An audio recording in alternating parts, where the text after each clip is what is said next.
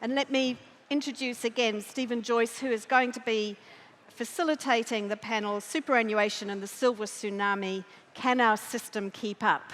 So as soon as you are all seated, we will start. Thank you. Kia ora. Over to you, Stephen. Thank you. Well, kia ora everyone, good afternoon. I hope your day's been going well. It's been some fantastic discussions. I've had to hold back from participating in the social media one and the MMP one, but now we are on to another topic entirely, which is superannuation and the Silver Tsunami. And looking across the room, there's a few of us here, and certainly on the panel. So, well, me and David anyway. And me. So I'd like to introduce our panellists. Firstly, to my immediate left, we have Sharon Zollner, who of course is the Chief Economist at ANZ Bank in New Zealand. We then have the Honourable David Parker, who will be known to many of you as probably mostly as a former Cabinet Minister and politician, but also as a barrister and company director. And next along is Blair Turnbull. Blair is the Chief Executive of Milford Asset Management. And down the end is Tracy Martin, another former politician. You'll note that we spaced ourselves out on this panel. But Tracy is the current Chief Executive of the Aged Care Association of New Zealand as well, who also bring a good perspective to this debate. We apologise in advance for the 3 ex-politicians on the panel, including me as moderator. You know, you have to do something after you leave politics, right? And the great thing of the University of Waikato is they like to give us moments where we can adjust to the outside world, and this is what we're doing. Super, of course, is a big topic and has been a big topic pretty much since Muldoon changed the super scheme in the 70s. So for those of us who have been around for a while, it's never gone away, and we're being told it's progressively getting more urgent to address. And here we are in 2026. So I'm trying to remember, Muldoon, I think, did that in 75 or 78? 75. So that's 50 years ago that the pay-as-you-go scheme was introduced. So it's been nothing if not durable. So how urgent is addressing this issue differently now? How big is the super problem really?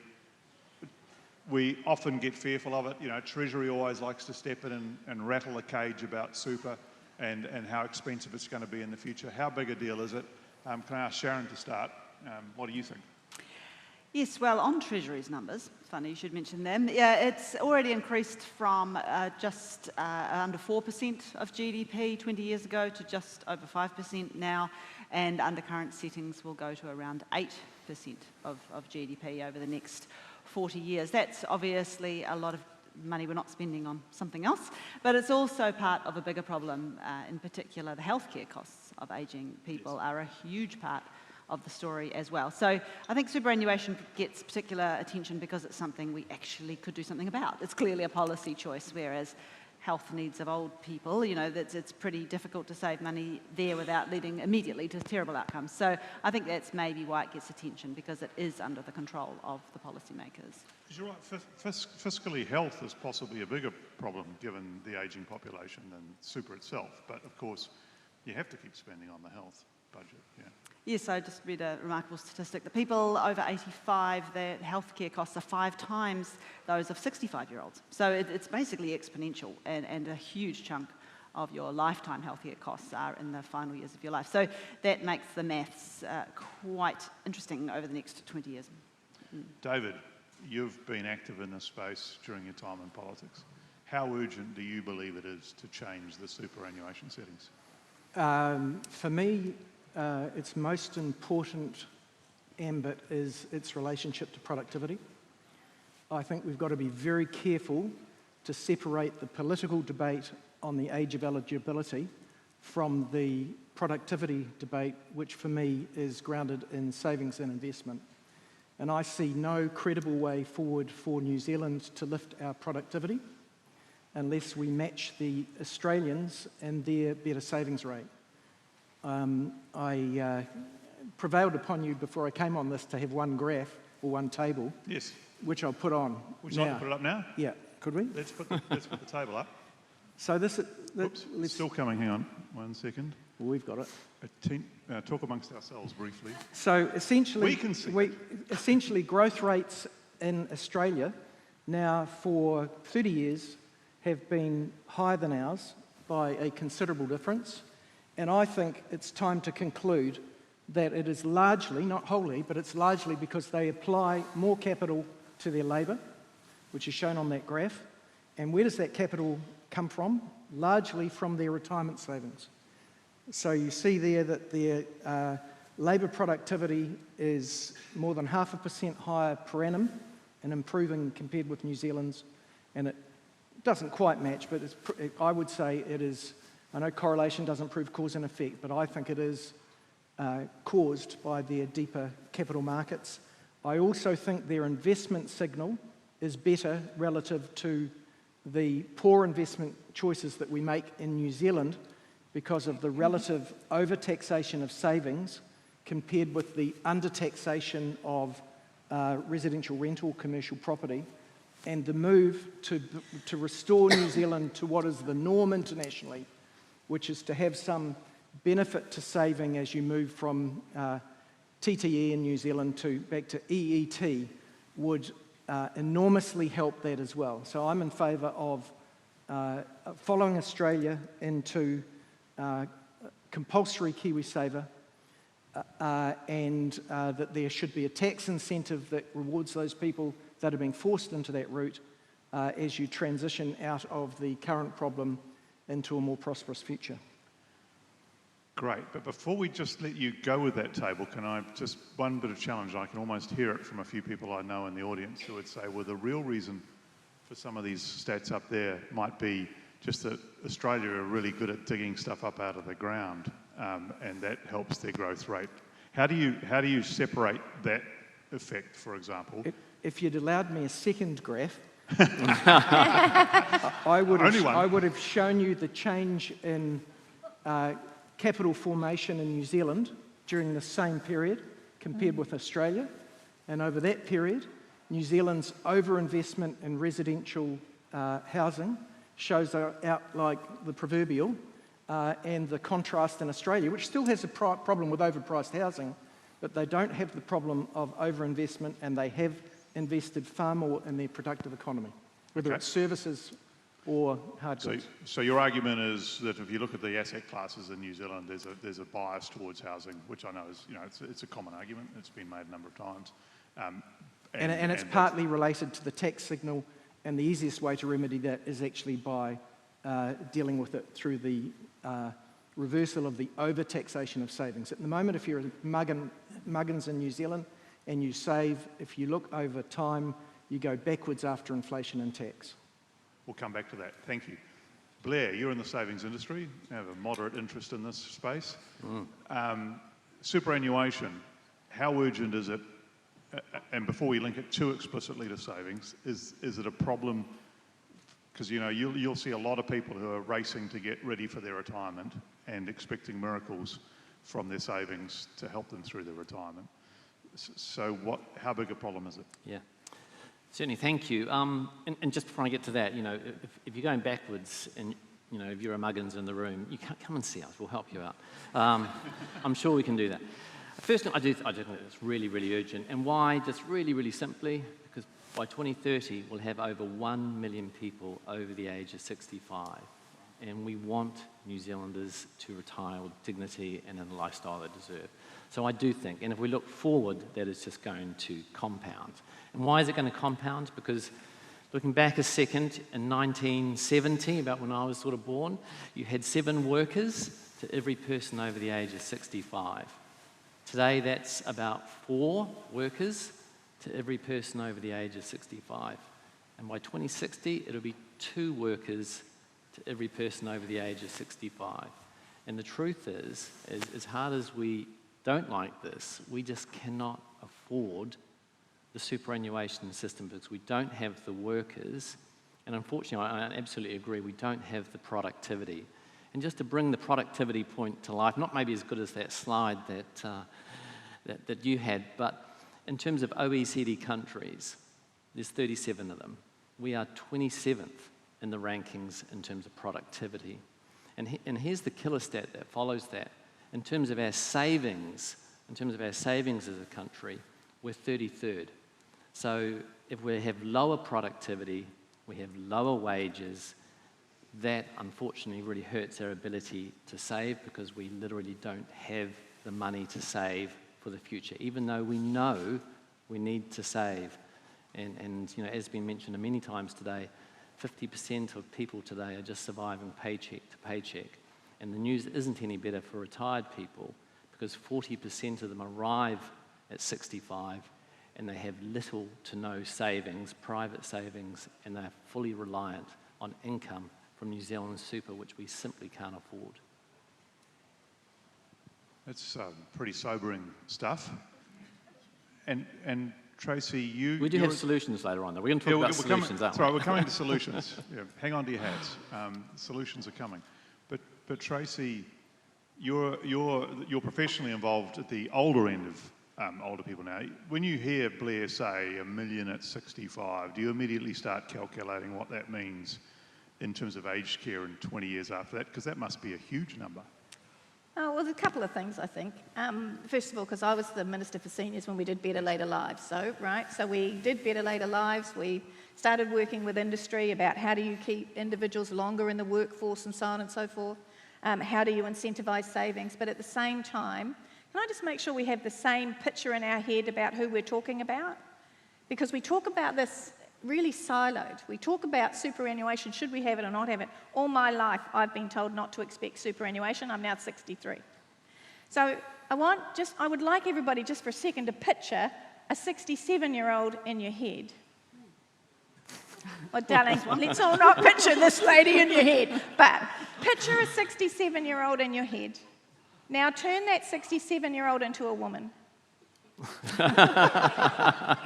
Now, there's a couple of things, right? Because 53% of over 65-year-olds are women, and when we end up towards 53% of over 65-year-olds are women, but 64% of over 85-year-olds are women. In the next 25 years, 660,000 New Zealanders will be renters over the age of 65. The largest proportion of people living alone will be those over the age of 65. 40% are living on super alone at the moment, 20%, the next 20% just on a little bit more. This is too simple a conversation to just say, should we raise the age of super or not?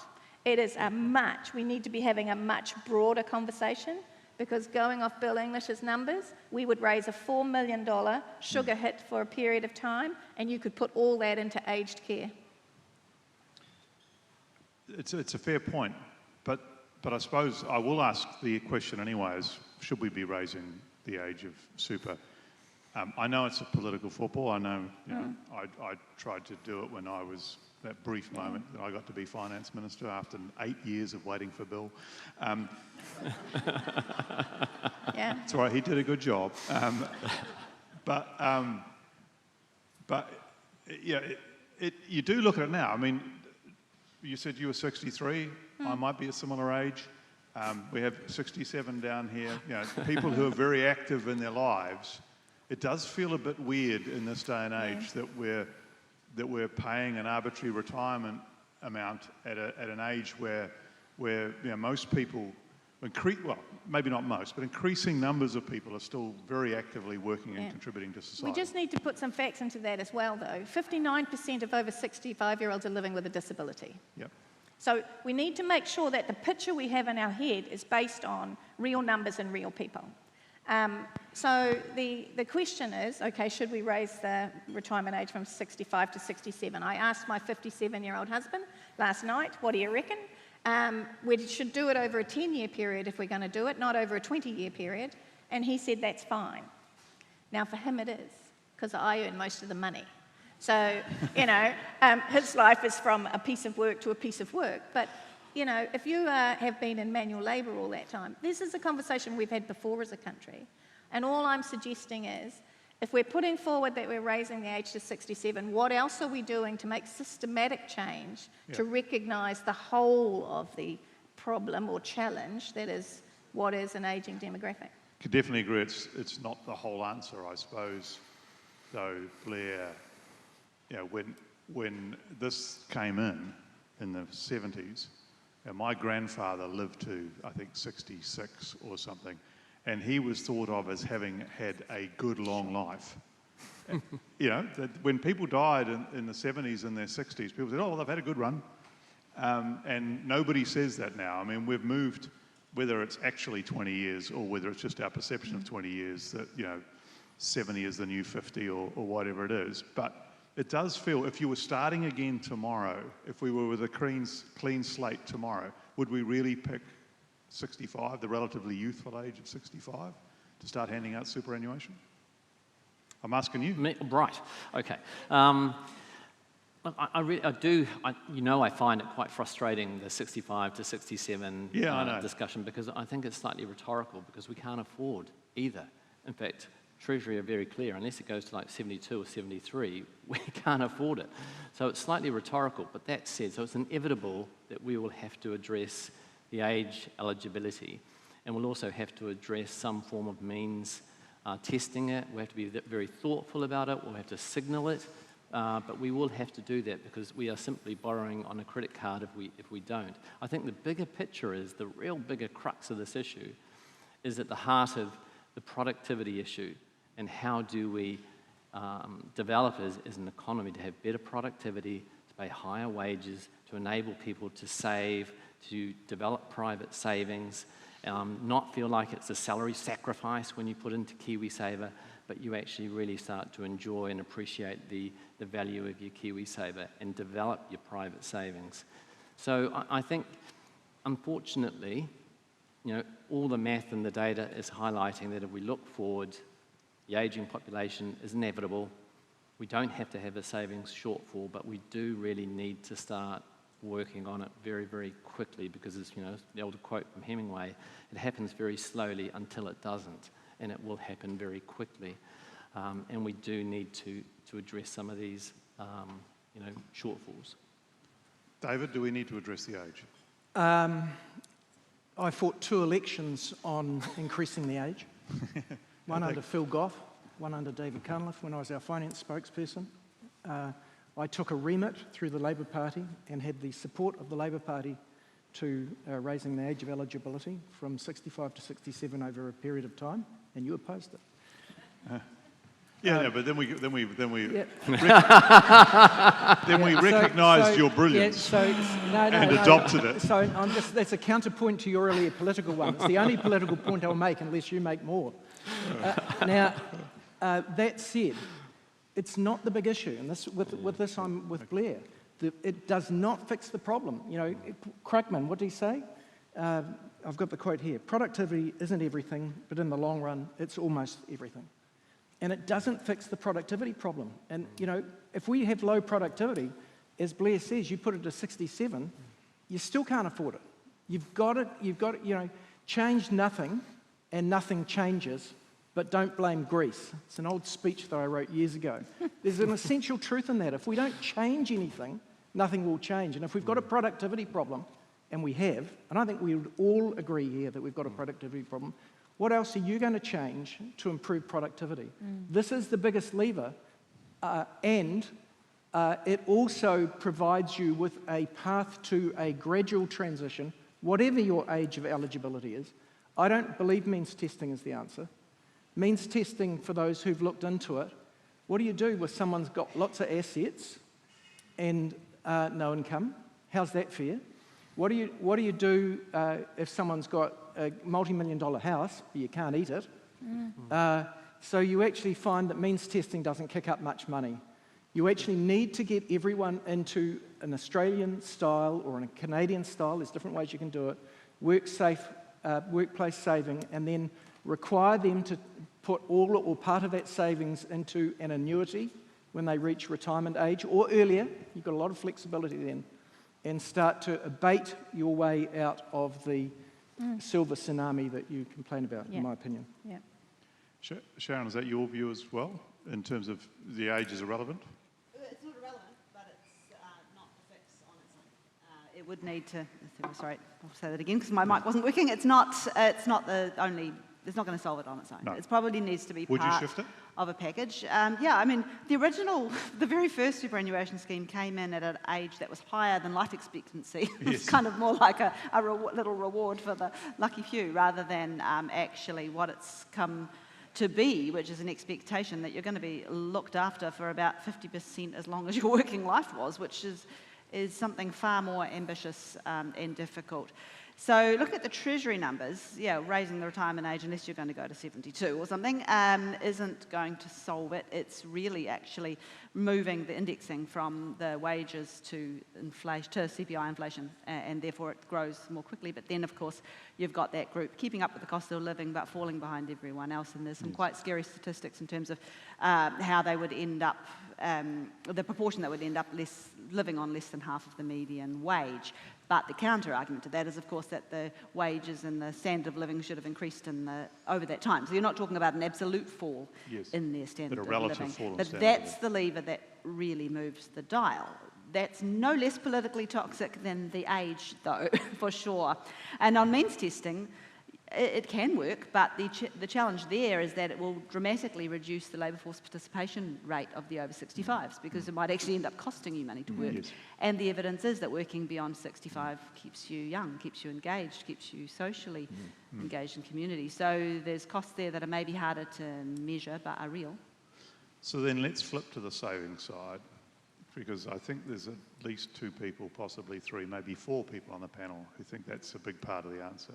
So I'm asking you, would it be KiwiSaver? Would you ramp up KiwiSaver? You know, the current government's adding a bit to it, but what's the answer if you could wave your magic wand to improve the savings base? Yeah, I think sometimes people talk about New Zealanders, they're not good at saving, as if that's somehow culturally ingrained. No, all the evidence is that people respond to the incentives they have in front of them, so it comes down to that 3-letter word, tax.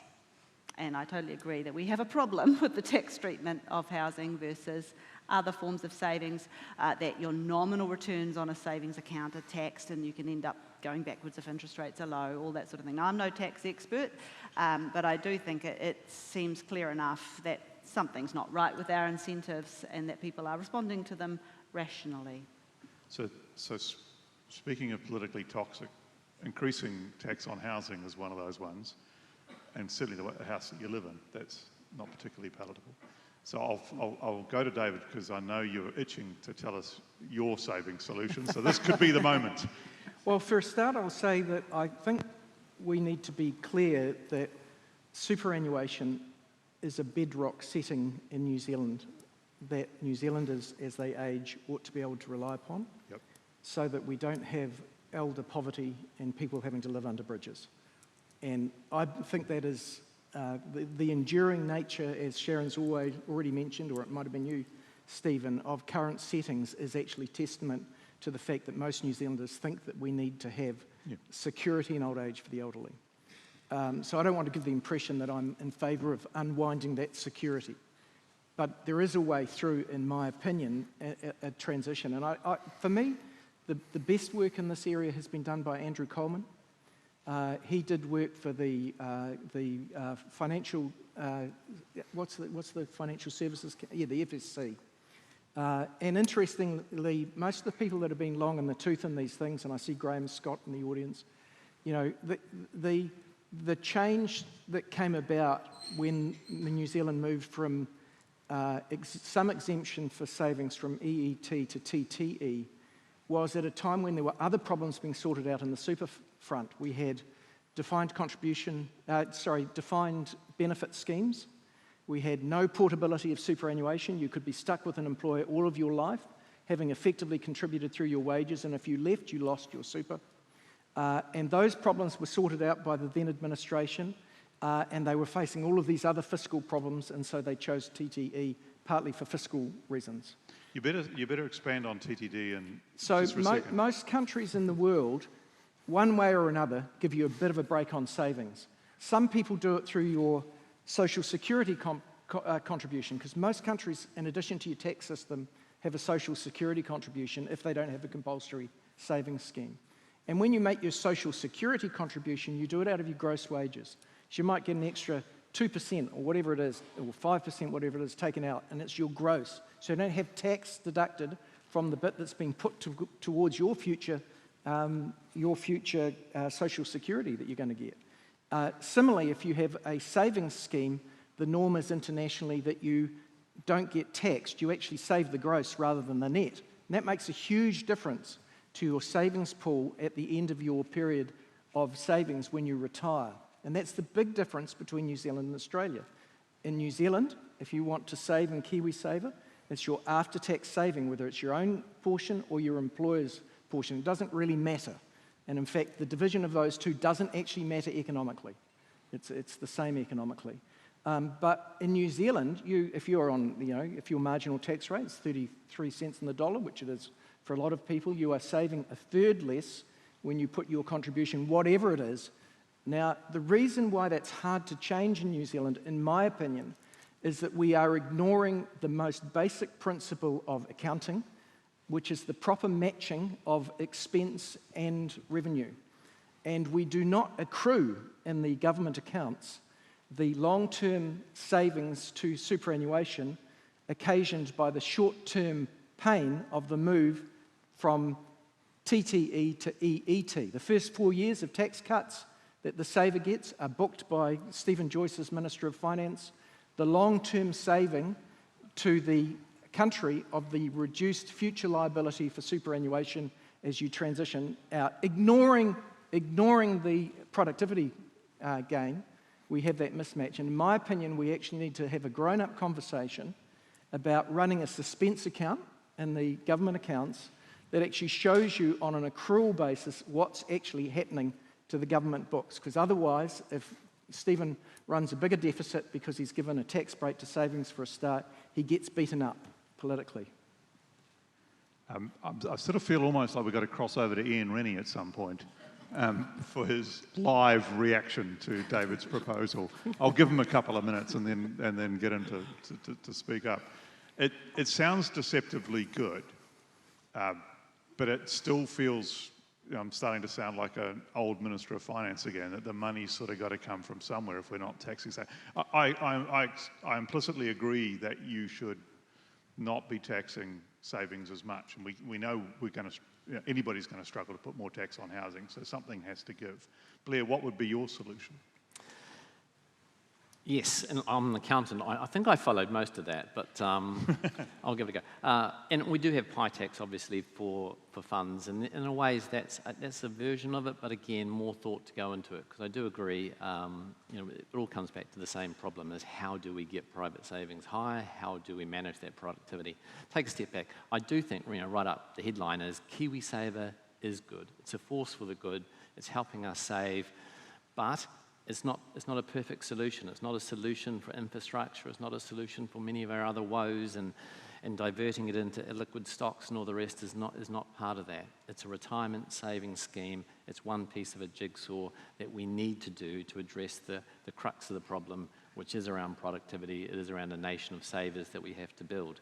It's a shame we didn't start it 20 years earlier like Australia, but there you go. We are where we are. It's a simple scheme. It's a good scheme. And I think New Zealanders now are starting to realise the benefits as it gets closer to, approximately a year's annual salary. They're starting to realise the benefits, and not just putting it into a default scheme. They're actually putting it into growth assets that actually give them good, attractive long-term returns that, despite the millions out there, actually do better than inflation if you get the right funds. So I think there's a lot of really positivity about KiwiSaver, but it is not the panacea for all of this. We have to address some of the core issues that are holding us back in terms of productivity, in terms of just a diminishing number of workers relative to people over 65. The fiscal side of it is a real massive tilt. We love our homes, and so we still have a massive tilt towards home, and you can't eat your house in retirement. So it is not an easy solution here, but I think at the heart of it, one of the biggest things we should do, to support KiwiSaver in the bigger picture, is at last, please buy into a bipartisan agreement on this, because that is a massive detractor for anyone wanting to save forward, is we need to stop kicking it around. And it is frustrating in a political year where we still have ministers, shadow or otherwise, who won't set out and lay out what the policy is going to be. I suppose, I think for the ex-politicians in the room, we always sort of go, well, bipartisan is good, but actually politics is adversarial. That's the nature of democratic politics, and God forbid we have any other system. So you sort of always wonder whether that's practical. But you could say there's a sort of consensus at the moment because, Nicola Willis was here this morning. She wants to lift the rate of KiwiSaver, and if she gets elected, she's going to. Barbara Edmonds here this afternoon saying the same thing, slightly different pace. Yeah, but more or less, there's a consensus around KiwiSaver now, wouldn't you think? And I suppose my question on the back of that is what would you add to it? Well, I think, again, you look across the ditch and it's all green over in Australia. It's not all green. It's a very complex system. And so KiwiSaver by nature is quite simple. It's good. That's a positive for us, actually. That's a good thing. So, but I do think there's a lot to be said about the higher levels of contributions. But then itself, we know that 30% of our KiwiSaver accounts are stagnant, and we need to understand why that is and how do we support that in the short term. So look, I think we can say with certainty, if we say we're 3 to 3.5 this year, 2 years' time we go to 4, we know that probably we need to be about 10 or 12%. Can we lay that out? Can we signal a pathway that we will get to that level of private savings? Because I think that would be a positive. Now, I'm just going to come to Tracy in a second, but I do want to say on the way past, our cynic would say that you're in the savings industry, and of course you think 10 or 12% is appropriate. I'm surprised you didn't pitch for 15. Well, we discussed 25 offline. I don't think we need to go that high. You don't think we need to go that high, David? No, I don't. I think we need to get everyone in it. Yeah. And I think we need to make sure that we're not increasing the distortions that KiwiSaver causes. Now, every government intervention causes a distortion, and the distortion caused by voluntary KiwiSaver gets worse the higher the rate is, particularly at the bottom end of the income scale, where people are forced to make a choice between maximising their weekly earnings and saving, and where an unscrupulous employer having a choice between taking a New Zealander who might want KiwiSaver or someone who's here on a working holiday permit or any other form of permit could be employed without that cost. So already at 3+3, that's a distortion. You take it to 5+5, there's a 10% margin there for the employer that can be avoided. And there's plenty of employers who, if their competitor's already doing that, will have no choice but to follow them in a competitive sense down that same route. So I would much rather see us even have 3+3 compulsorily and lift it over time by a little bit. But I personally would oppose going to 5+5 if it's voluntary, because I think the distortions will get even worse. But we could close that loophole, couldn't we? And say that you still have to pay them that, but then they can take it with them if they leave the country permanently. Well, you could do, but that's compulsion. Feather in my nest, I think both are good. Yeah, that's right. Oh, yeah. Compulsion fixes that. And you could, actually, Sharon, I think you're exactly on the money. You could put it into a migrant abuse fund. You could put it into a training for New Zealanders funds where we've got a skills shortage. You could do any sorts of things. I was just going to give it back to them when they left, but okay. well, you could do that too. But David, you're showing that sort of government tendency to just hang on to the dough. Tracy, what I wanted to raise with you particularly, I'm interested in how you think it should go with KiwiSaver. But there's a question here on Slido where somebody said, well, the Australian system's good and everything, but it tends to entrench the disparity between genders, those that work when they, if somebody stays home to bring up their children and then the others go out to work, then KiwiSaver is linked obviously to the income over that sort of 40-year period, so you end up with less income.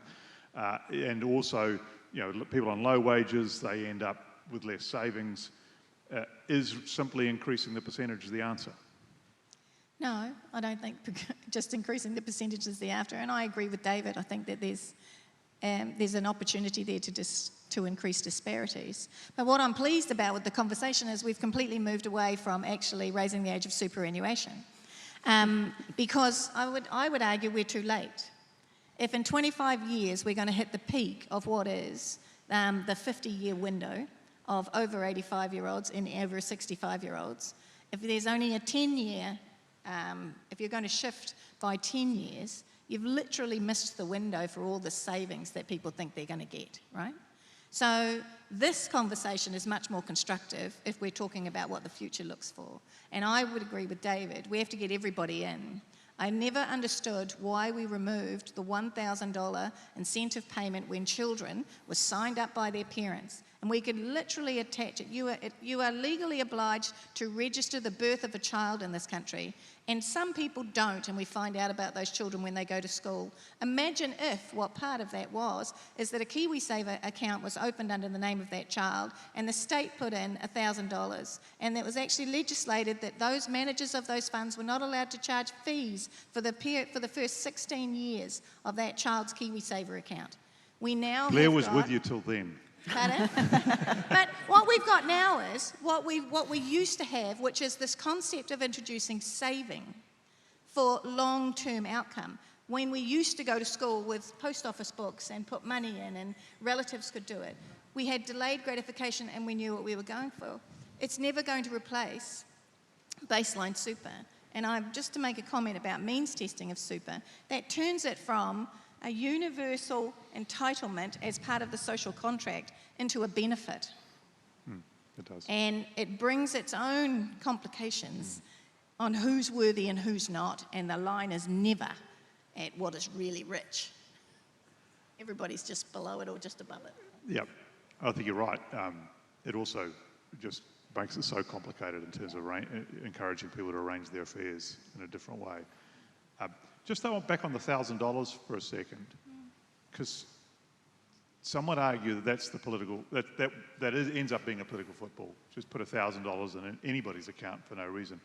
You could argue that David's approach, which is take the tax off, over a lifetime it's going to add to more than $1,000, but you could argue that that's a better approach because at least you're rewarding people for savings. There's probably plenty of KiwiSaver accounts that from the period where you were given $1,000 haven't been touched since. I suspect if we look in the inactive KiwiSaver accounts, there'll be this balance of $1,000 plus interest for so many of them, I suspect. Well, I can only go off what I know, and that all of myself, my husband, and all of our friends opened KiwiSaver accounts for our children when there was a $1,000 lump sum payment by the government to incentivise that.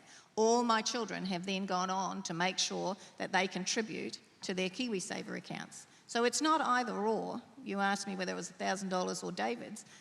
It's an and. But if we're increasing people's savings, but then and at some fiscal cost, isn't the other half of that you then reduce super in some way? Otherwise, where's the advantage? We're having two parallel conversations here. We have to do something. The idea of saving more is that then the government has to tip in less. So is that an older age, or is that means testing, or is that indexing to the CPI? But where's the other half of that conversation? Well, Australia do it by effectively requiring you to take an annuity for all or part of your, I actually might be misstating that. Andrew Coleman's recommendation, and he's done some great work over the years. I really recommend people digging it out.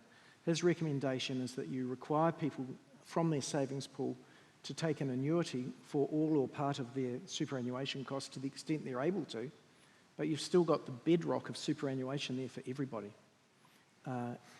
And you can also then, I think somewhat separate the discussion about age of eligibility from the savings question, because I fear if you don't, it is impossible to get through the political maze. Whereas I think if we were to allow political parties a little bit of space to move here, not require them to be pinned down on every particular before the election, that you actually might have some hope of reaching the accord that we all hope could be achieved.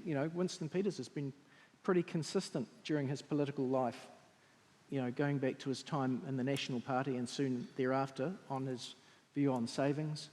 In the Labor Party, we always say that Muldoon was wrong to get rid of the Kirk scheme that we're proud of, that those clever Australians stole it of us. Stephen, you've talked about being proud of the things that you stood for. we're not that far apart, but we've got to try and stop too much pressure on the finer detail and perhaps trust that this could be. Well, that's a big question. That could be your biggest ask of all, to trust politicians prior to an election. Well, I believe in democracy, so... No, I do too. It's just that people are naturally cynical about what we say in our former profession. But rather than talk about ourselves,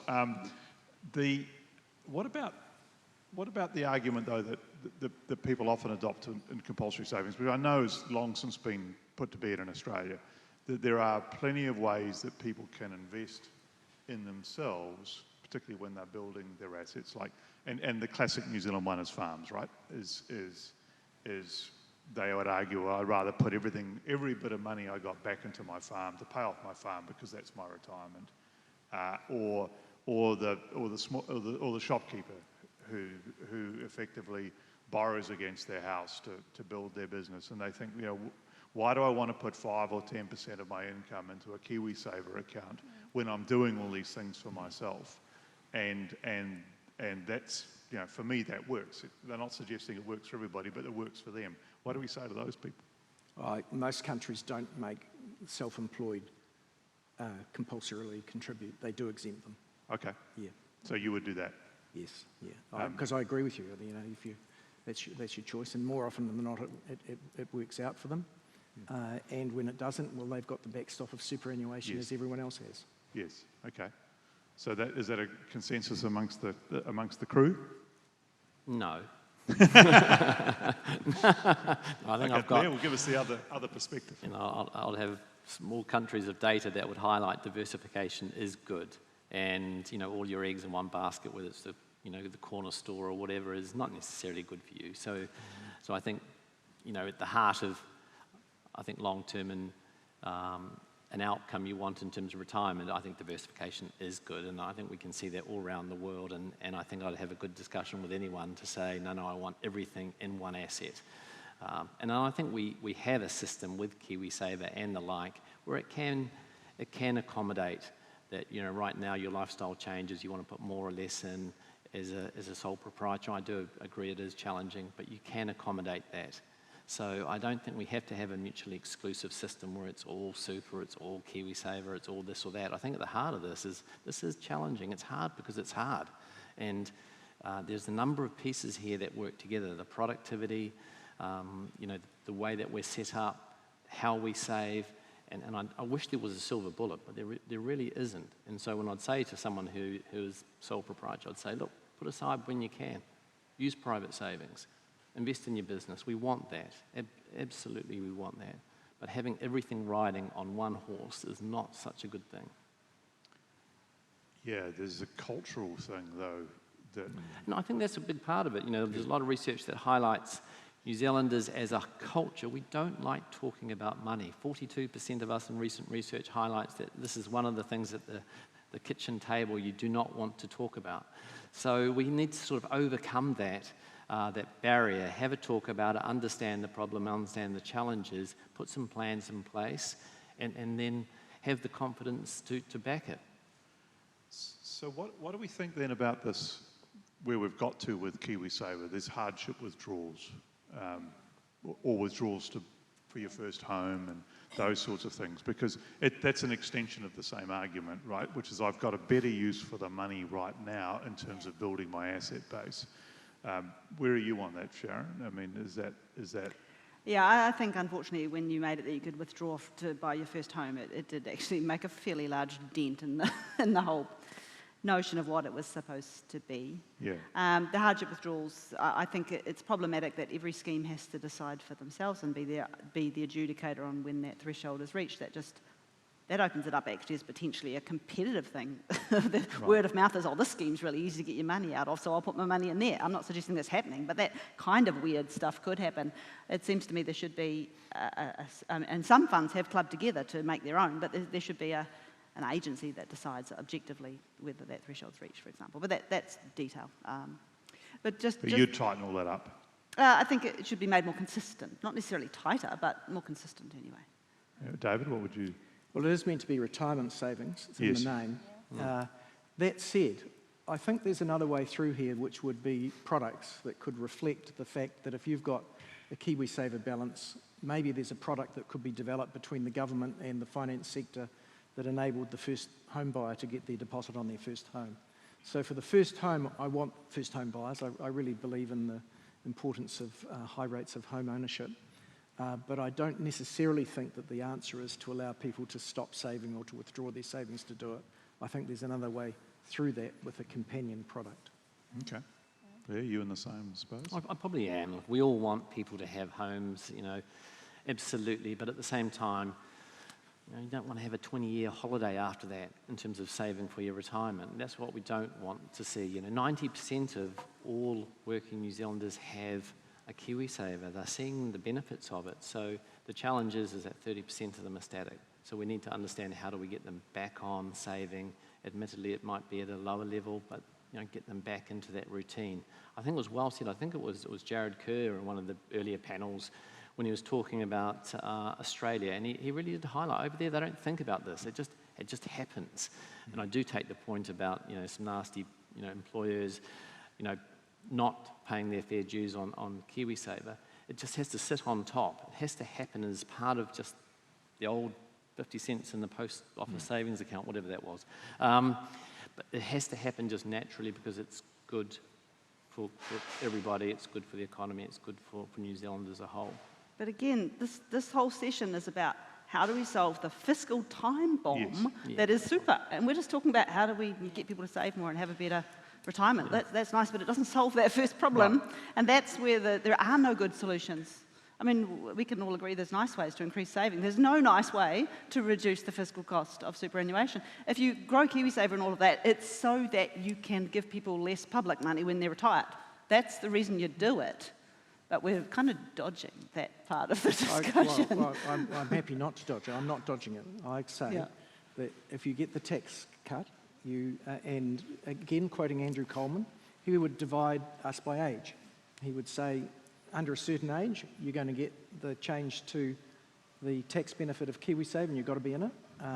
You get that benefit, we're going to require you to abate your super by your annuity if you can afford to. Maybe not all of it. If you're over a certain age and you're not getting the EET tax benefit, you get universal superannuation. It might not be the right transition, but you're exactly right, Sharon. You have to transition to something that is affordable fiscally whilst having the productivity improvement. Well, let's talk about that transition because helpfully that's where I wanted to go next. That's really good. Because that's where you get into trouble politically, don't you, is this whole intergenerational equity question. Because right now, there's a generation coming through, I don't know whether it's Y, Z or AA, but whichever one's coming through, rightly or wrongly, they believe they're having it tougher than their parents did. It's harder to buy a house. I'm not sure that's quite true right now. It certainly was, but we could debate that, but that's the wrong panel. But they certainly feel that they are going to be the first generation that doesn't improve their standard of living the way their parents did. So what's our answer to them? Because I'm hearing Sharon, there's a fiscal time bomb. We all agree that it's not fair to ask people who are 2 years off retirement to suddenly deal with a new system. But nevertheless, there's a whole bunch of people in their 20s and 30s that are saying, hang on. Yeah. Well, I think the reality is there's not a whole bunch of people in their 20s and 30s, right? Because that's one of the reasons we're discussing this. We're only going to have 2 working age people for 1 retiree. So there's not a whole bunch of them. There is a number of them, I get it. And yes, their life is different than what their parents were. There are less supports. Like my parents' generation had the universal family benefit. They were able to capitalise on it. They bought their first home. So we used to house families based off what was a paper transaction. Advances, low interest loans. Yep, all that. And I mean, and then you hear my generation will say, so I paid 21% on a mortgage, right? So every generation's got their whatever it is. One, we have to make sure that there is a system for them. That's what we should be concentrating on, the overarching system, and whether it is making sure that we don't confuse our messaging around retirement saving by saying you can take it out for this or take it out for that. If somebody is in hardship at 60, we're supposed to have a social welfare system that is actually assisting them for that, not for them to have to go and take from what is their future. But if we really wanted to take the weight off what is that next generation coming through, we would be working on what is the health costs, not necessarily the superannuation costs going forward. And we would be opening trusts. Yeah. And we would be telling people that the asset and income testing that level is going to be doubled. And if you have money, you're going to have to pay for your own health care and so on and so forth. Because between superannuation and healthcare costs, we're 20% above the PAYE tax take over the next 50 years. Well, the great question has just come up on Slido, which said exactly that. Superannuation and health costs go hand in hand. Don't we need to look at both of them together? Yeah. So is there an investment in future health costs that we need to be thinking about for people? Sorry, if I can just work on that one. There's an investment in getting the health system to work more collegially to remove all the inefficiencies and stop. We're spending money, acute high-level care money, on hospital beds for individuals that don't need to be in hospital beds because we don't have residential care beds that they could get well in and then go back home again. So it's the flow that we could be fixing, and then we wouldn't have to build as many expensive hospital beds. Private business actually funds what are, and the citizen themselves pay first up for residential care beds, and we need to asset and income test in home care, as the Australians are just doing. So we could we could use better a whole lot of money that's in that space and possibly lower some of our costs there by working more collegially together. The question, though, would be, is that enough? And I'm coming back to Sharon here because she just looks at those really big numbers. And she's really helpful in anchoring this conversation. So Sharon, you're the black-hatted realist in the room. There is never enough money for health. It is a bottomless pit. Yep. Because our expectations keep getting higher, because the technology keeps getting better, and there's never enough money. The point, who was it that made the point about 85 pluses? Was it you, Tracy? I mean, the Treasury's point that I recycled. The costs are phenomenal, and that's the numbers are going to keep going up. And again, to David's point about cultural things, I mean, we're not a country that doesn't look after, one way or other, our old people. Currently. But if we don't do something, we might become that. That's the other part of this. Yeah. So does it have to be superannuation and health hand in hand in terms of like investing for your future? Sorry, can I just mention that if we remove superannuation, I mean, I know I'm talking about the 85-year-olds, but they have to use all their superannuation first. So over the age of 65, if you need care, you have to use all your super first before the government will subsidise. Yeah. So if you remove super from some part of that, then the state's still going to have to step up. I'm not quite sure that's been worked into the modelling. Okay. I haven't done the modelling. David? I believe in the public provision of health, and I don't believe that people should be forced into private health insurance. I do believe that we need efficiency in the provision of all services, including in health, and that will be an ongoing challenge. But I think that it is inevitable that New Zealand will spend an increasing proportion of GDP on health. How high a percentage depends on how productive we are, which leads you back to the savings debate, because I think we've got primarily a productivity problem, and if we can get that right, and we can, going back to your last question, how do you communicate this to New Zealanders? Every week there's a story in the newspapers, or Tracy was telling me today, people moving to Australia. Why are people moving to Australia? They're moving because they're more prosperous. And I think just about everyone in New Zealand knows that one of the reasons why Australia is more prosperous is that they've made better decisions than us. And I know they've got a few other advantages, but they've made better decisions than us. And I think New Zealanders are pretty sensible, and they get that, because they know a hell of a lot of people that are in Australia doing better than them, and a lot of them are relatives and friends. Yeah, although arguably we do have people that flow out to Australia and flow back again through the economic cycle, and we're at the point of the economic cycle, which tends to be the case at the end of a recession, where Yeah, a chart of the relative unemployment rates explains the cycle beautifully. What's structural is the fact that apart from when COVID hit, it's always negative. Right. So there's both going on at the moment. Yeah. But yeah, we're probably at about the extreme now. Let's talk a little bit then about the productivity question. On the macroeconomics panel this morning, I asked the question, and there was actually quite a lot of positivity that, funnily enough, AI, if we harness it properly, could solve some of this issue. Do you feel confident, this panel, about that? Or do you think it's a much more of an investment and savings story in the next 10 or 20 years? I think it can help with healthcare. No, because medicine used to be about memorising everything. I mean, why is academic achievement the appropriate test for whether you'd make a good GP anyway? But you can imagine with the AI tools, you could have a 3-year path to becoming a GP, who's often, a gateway to it's a triage system. Yeah. So if we were brave enough, you could, massively increasing the supply of GPs would have a big impact on healthcare costs down the line. But also more generally, David, the potential for big productivity improvements across the economy has got to be high, right? It's not an easy one to answer for me, very complicated. If labour is a decreasing factor in the means of production, yes, as a consequence of technology, including AI, then there's a lot of things that flow from that are not easy to predict or solve. Where's the next job coming to? Is the past a predictor of the future? People say that the Industrial Revolution caused a massive move from agriculture once it became mechanised into the cities. It took 100 years.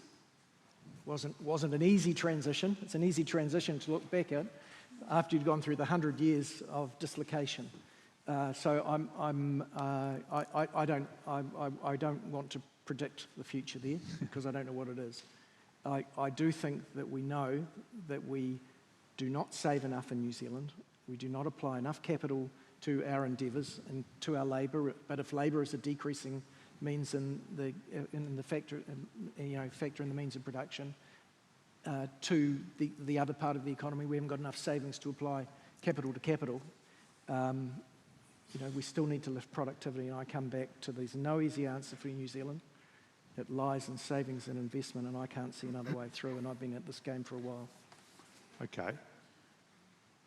Blair, savings-wise, when you get a pot of savings, you do get a lot of pressure as to how it should be invested. We had it here this morning. We should invest our savings in this country. Was one of the suggestions that the super fund and ACC, for example, which are the two bigger pots that are centrally controlled right now, should be more invested in New Zealand. And then we should do more in venture capital. Disclosure, I'm on the board of iSouth Ventures, but there's people that think that should get more.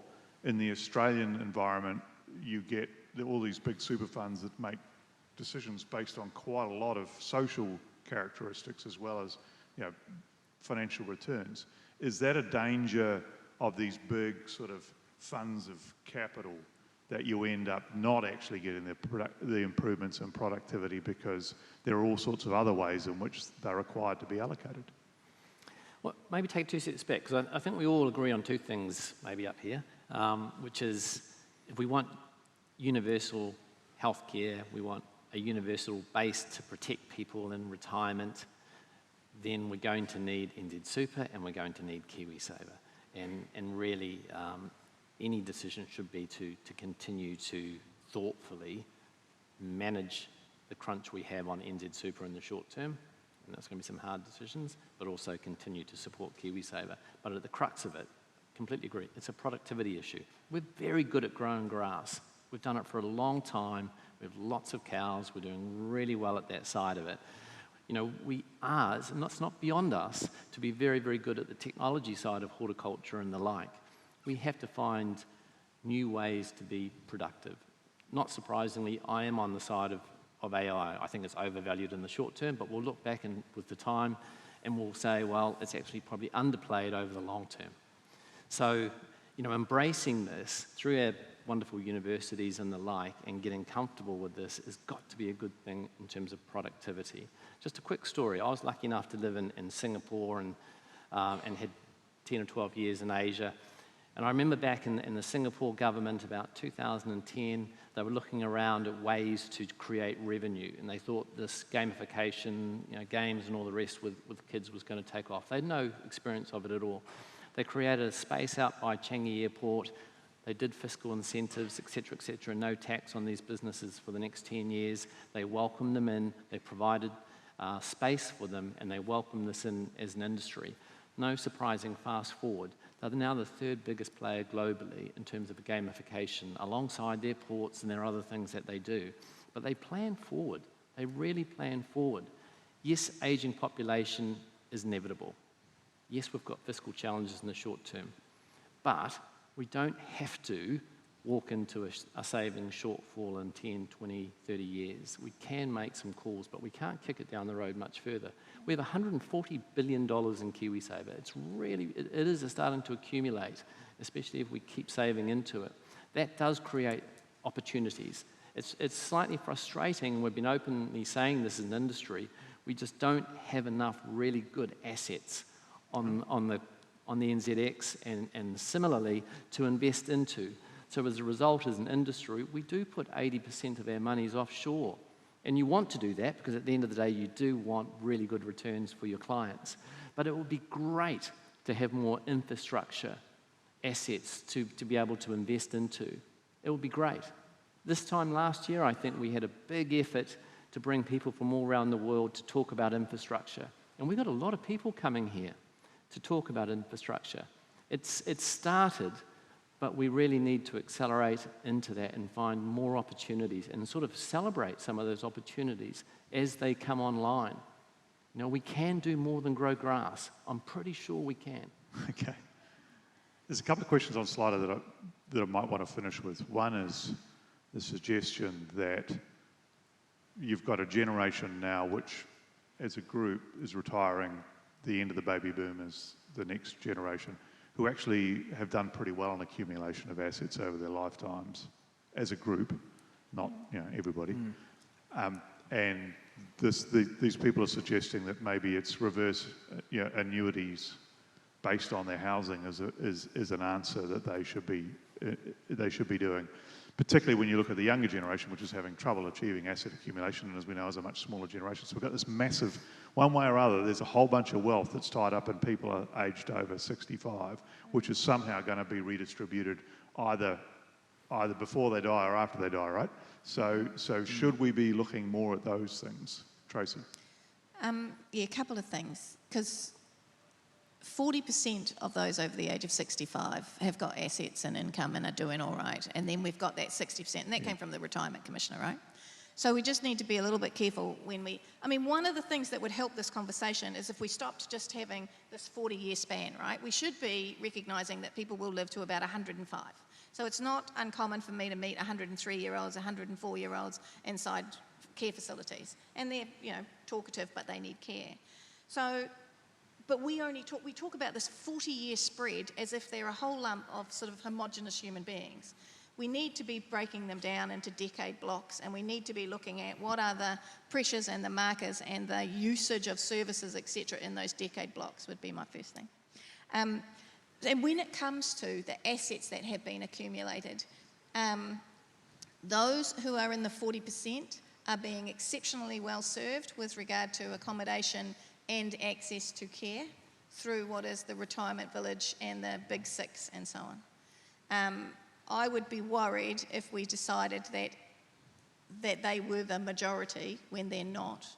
And so we would have to put settings in to make sure that we recognise what was the reality. We've got women, there's a large number of homeless women now over the age of 65 who are couch surfing around New Zealand. There's a closed Facebook group of 1,500 over 65-year-old women who live in mobile homes who use that group to connect with each other to find out when it's safe to move to somewhere else. So we just need to be a bit careful about assumptions, right? Yeah. Can I just one go though? I think the answer to your question maybe is yes. the answer is yes, retirement homes and villages, if you can afford it, yes, we should have reverse equity mortgages. You know, we've told ourselves they're too scary because somehow you end up losing control of your house. The UK, 60% of all pensioners have reverse equity mortgages in play. They have settings around them to protect the client or the customer. But that is really common. So we can do that, and we need to do more on decumulation because we do worry about saving and getting to 65 and then we think it's all good. We do need to worry about the next 40 years once you're in it. And at the moment, Australia are running around like headless chooks because they are desperately now trying to do decumulation well. And we should learn from that, and we must learn from that. The UK and Germany, Norway, these countries do have a very, very developed industry around decumulation as well as accumulation. And we should learn from that, not just Australia, but the other countries as well. Okay, well, we're almost out of time, and then there's the AI panel, which will solve all this for us. And possibly some AI bot has already come up with all the answers as we speak. But what I want to do is just to let the panel finish by each of you, you've got a magic wand to wave. You're possibly not facing an election at the end of this year. I don't think anybody here is. So what would you do? What was the one thing you would do to improve the situation if you could have your way? Sharon Zollner. It's like that old joke, how do I get to the post office? Oh, well, I wouldn't start from here. Yeah, I would that's start 20 years ago, since you've given me a magic wand. In fact, probably let's go back 40 years. Why not? Let's do it properly. That's the thing. But the longer we put off things because they're difficult, the worse the set of options will be, and the harsher the transition will be. Who bears the most cost is very, very complicated. So I think in reality it would have to be a mix of solutions that are very, very carefully thought through. But whoever introduces it is still out the door in the next election. That's the problem. So that's why it's so difficult. And it'll be put off until the alternatives are worse. And that's not an optimal outcome. And that makes it harder and harder to be fair, right? Yeah. David, what would you do if you waved your magic wand? Focus on productivity. I'd surf on the back of the popularity of Australian-based retirement savings, and I'd take the gap. Okay. Blair. Yeah, look, reflections on a famous orator, Yogi Bear said, I was going really, really fast, but in the wrong direction. I don't think we're going in the wrong direction, but we don't want to kick it down the road. I do think productivity is at the crux of it, but there are some things we can do today to help move ourselves forward as the nation of savers. And your one would be? Well, look, we've mentioned regular contributions, and I think we're on that one, so that's positive. I think there's other things around, obviously, the age eligibility that at some point here we have to realise we can't afford it at 72, so there's no way we can afford it at 65, but you must do it thoughtfully. Tracy, your magic wand. So if I had a magic wand, I would have a brave minister call together a group of people and give them 6 months, and I'm talking about experts so they did it in Australia. That's how they're addressing their age population in Australia.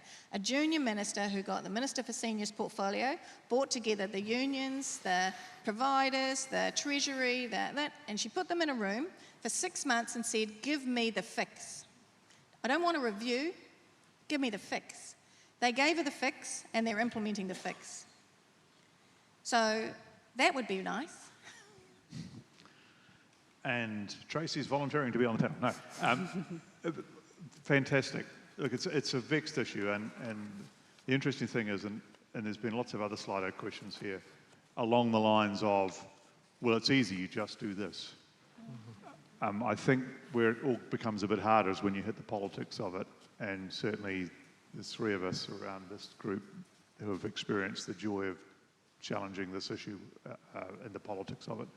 But thank you very, very much to the panel. I think it's been a very, very helpful conversation. There is a path through it, and the trick will be to do it before, as Sharon says, it becomes too tough, because we're going to have to do it anyway. But look, thank you very much, and thank you for listening. Cheers.